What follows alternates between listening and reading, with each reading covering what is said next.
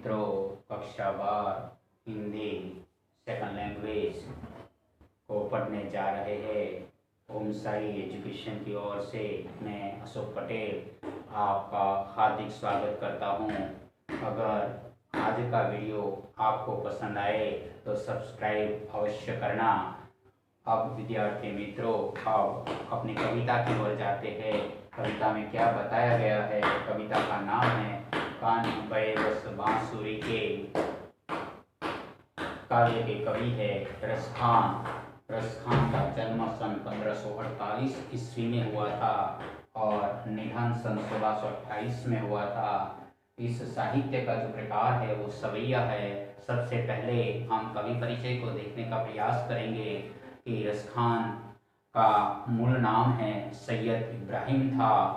उनका जन्म एक सुखी संपन्न परिवार दिल्ली में हुआ था। रसखान कृष्ण भक्ति के अनन्वय कवि के रूप में उनका स्थान महत्वपूर्ण है। वो मुसलमान होते हुए भगवान श्री कृष्ण की जो लीला है वह लीलाओं का वर्णन यहाँ पर बताया गया है और भगवान मुसलमान कवि भगवान श्री कृष्ण के सराहनीय माना जाता है, ऐसा यहाँ पर बताया गया है। उनकी कविताओं में रस माधुरी, ब्रज महिमा, राधा कृष्ण की प्रेम लीलाओं का जो वर्णन है वह विशेष रूप से बताया गया है। उनकी कविताओं में प्रेम और श्रृंगार रस का जो मिलन है वो अनोखा संगम यहाँ पर बताया गया है। रसखान के जो सवैये है वो हिंदी साहित्य में अद्वितीय माने जाते हैं और उन्होंने दो पुस्तकों की रचना की गई है। एक का नाम है सुजान रसखान और दूसरे पुस्तक का नाम है प्रेम वाटिका।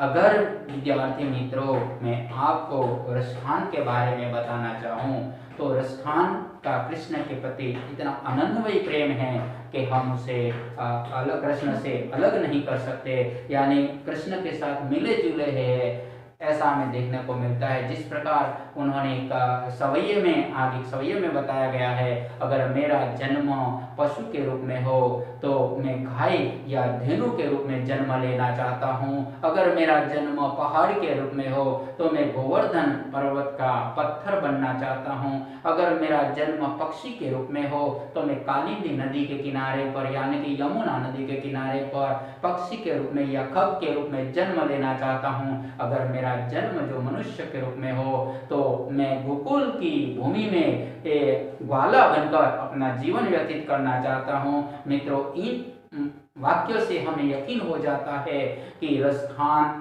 की कृष्ण के प्रति जो भक्ति है वो भक्ति का जो तादाद में मेल है वो हमें देखने को मिलता है। यहाँ पर हम कान्ह भय बस बांसुरी के जो काव्य में दो पद बताए गए हैं और दोनों पदों में गोपियां भगवान श्री कृष्ण के प्रेम के विरह में विह्वल बनी हुई दिखाई देती है और उनकी जो व्यथा है वो व्यथा का वर्णन इन दो पदों में बताया गया है।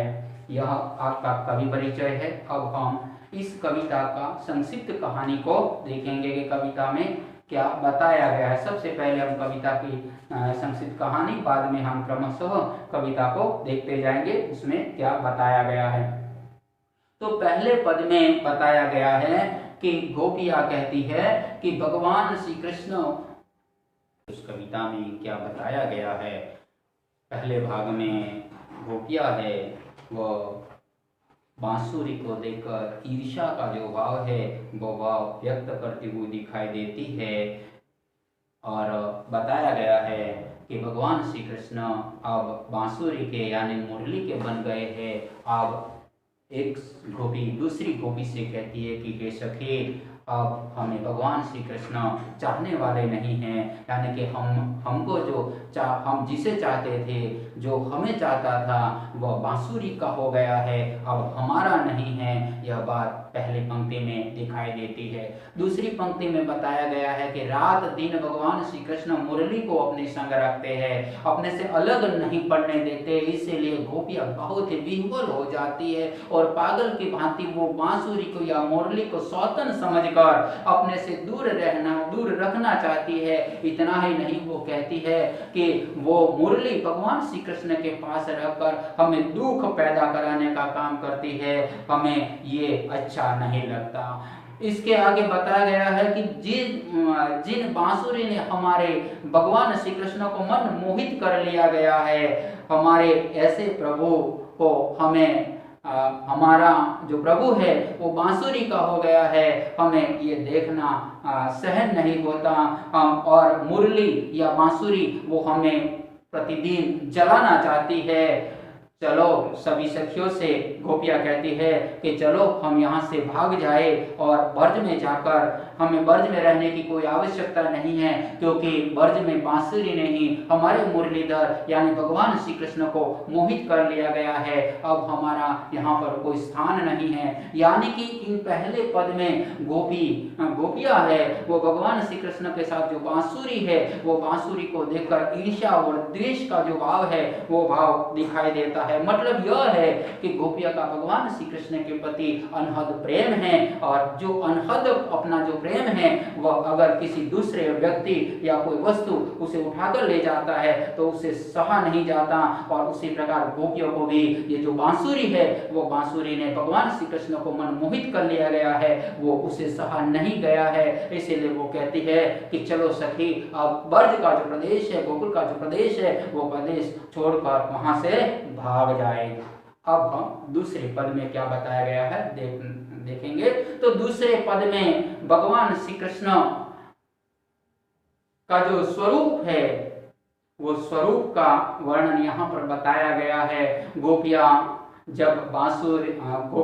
कहती है कि बांसुरी ने हमारे श्री कृष्ण को अपने वश में कर लिया गया है, तो गोपियां उसके विरह में कृष्ण के बिना अपना जीवन व्यतीत नहीं हो सकता। इसी के कारण वो उनका स्वांग करने का प्रयत्न करती है।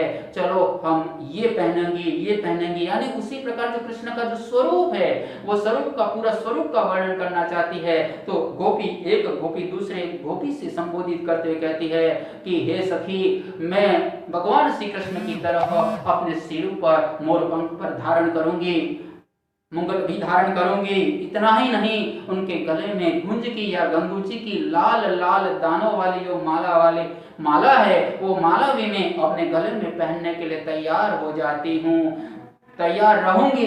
इतना ही नहीं, वो कहती है कि मैं पीला पीतांबर अपने कंधों पर रखने के लिए वो तैयार हो जाती है, और हाथ में लकड़ी लेकर या लटुकी लेकर मैं गोधन गायों चराने के लिए ग्वाला बनकर मैं अवश्य ये ब्रज का जो प्रदेश है वह प्रदेश में फिरना चाहती हूँ, घूमना चाहती हूँ।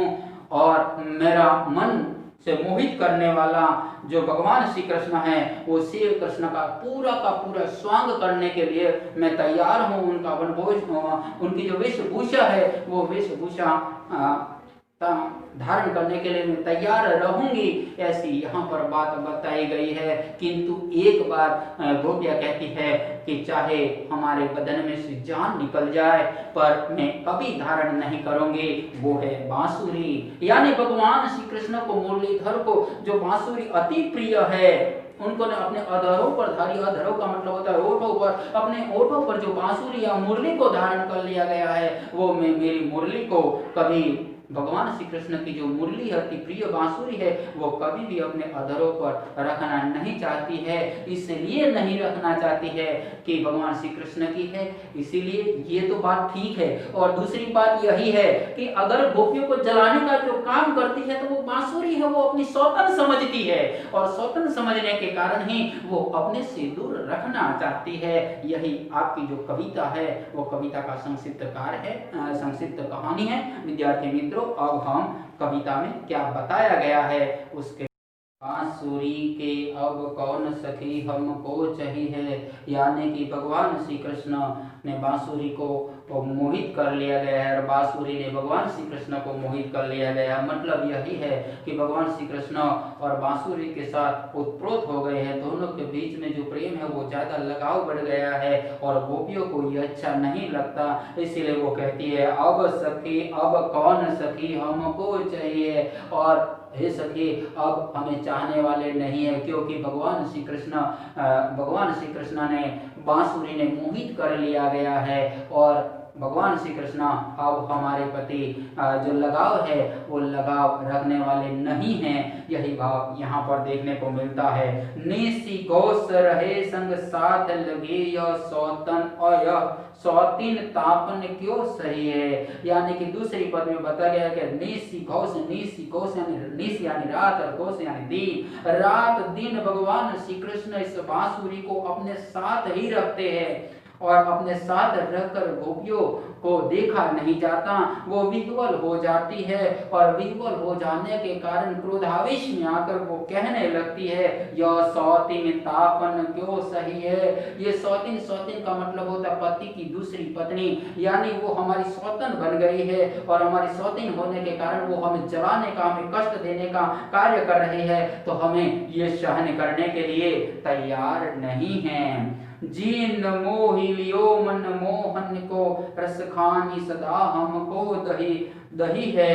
यानी यहाँ बताया गया है कि हमारे जो भगवान श्री कृष्ण है उस श्री कृष्ण को बांसुरी ने मोहित कर लिया गया है। हमारा मन मोहन है, यानी मन का जो श्रेष्ठ परमेश्वर जो व्यक्ति है भगवान श्री कृष्ण अब बांसुरी के हो गए हैं और जो बांसुरी है वो बांसुरी हमें सदा हमेशा के लिए हमें जलाना चाहती है, हमें परेशान करना चाहती है। इसीलिए वो कहती है कि हमें बांसुरी हमें जलाने का प्रयास करती है। मिलिया वो सबई सखी भाग मिलिया वो सबई, अब तो ब्रज में केवल बांसुरी ही रहेगी। यानी कि इन पहले पद में बताया गया है कि भगवान श्री कृष्ण को बांसुरी ने अपने वश में कर लिया गया है और अपने वश में हो जाने के कारण गोपिया है वो विह्वल हो जाती है और वो कहने लगती है कि हमें कोई चाहने वाला नहीं है। इतना ही नहीं, रात दिन भगवान श्री कृष्ण मुरली को अपने पास रखते हैं और उससे सहा नहीं जाता। इसीलिए गोपिया उस बांसुरी को अपनी सौतीन समझती है और उसका जो दुख है, उसका जो विरह है वो सहन करने के लिए तैयार नहीं है। वो हमें दुखी होने का प्रयास करती है, ऐसा ही वो कहती है। इतना ही नहीं, हमारे जो मन मोहन को यानी हमारे मन को मोहित करने वाले जो भगवान श्री कृष्ण है वह श्री कृष्ण को उस बांसुरी ने मोहित कर लिया गया है। अब जो बांसुरी है वो हमें हमेशा के लिए जलाना चाहती है, तो सभी सखियों से कहती है कि चलिए आओ सखी, अब हमें यहाँ रहने की कोई आवश्यकता नहीं है। अब हम ब्रज का जो प्रदेश है वह प्रदेश को छोड़कर यहाँ से भाग कर चले जाएंगे। यहाँ ब्रज में अगर रहेगी तो बांसुरी ही रहेगी, यह पहले पद में बताया गया है। अब हम दूसरे पद में, ऊपर राखी हूँ गुंज की माला गले पहरोगे। यानी कि भगवान श्री कृष्ण को बांसुरी ने जब मोहित कर लिया गया है तब गोपिया विह्वल बन गई है और भगवान कृष्ण के बिना अपना जो जीवन है वो जीवन व्यतीत करना काफी मुश्किल हो गया है। इसीलिए वो कहने लगती है कि हम भगवान श्री कृष्ण का जो परिधान है, जो स्वांग है, वो स्वांग को धारण करने के लिए तैयार हो जाती है और वो कहने का प्रयास करती है। एक सखी दूसरी सखी से वो कहने लगती है, मोर पंख यानी कि मोर के जो पंख होते हैं वो अपने सिर पर धारण करना चाहती है। इतना ही नहीं, गुंज या गंगूची की लाल लाल दानों वाली जो माला है वो माला अपने गले में पहनना चाहती है, पहनूंगी ऐसा वो कहती है। यानी कि मोर के पंख को मैं अपने सिर पर धारण करूंगी। इतना ही नहीं, गंगूची की लाल लाल दाने वाली जो माला है वो माला भी मैं पहनूंगी ऐसा वो कहती है। कोटि पीतांबर लई लकुटी बन गोधन ग्वारन संग पिरोगी।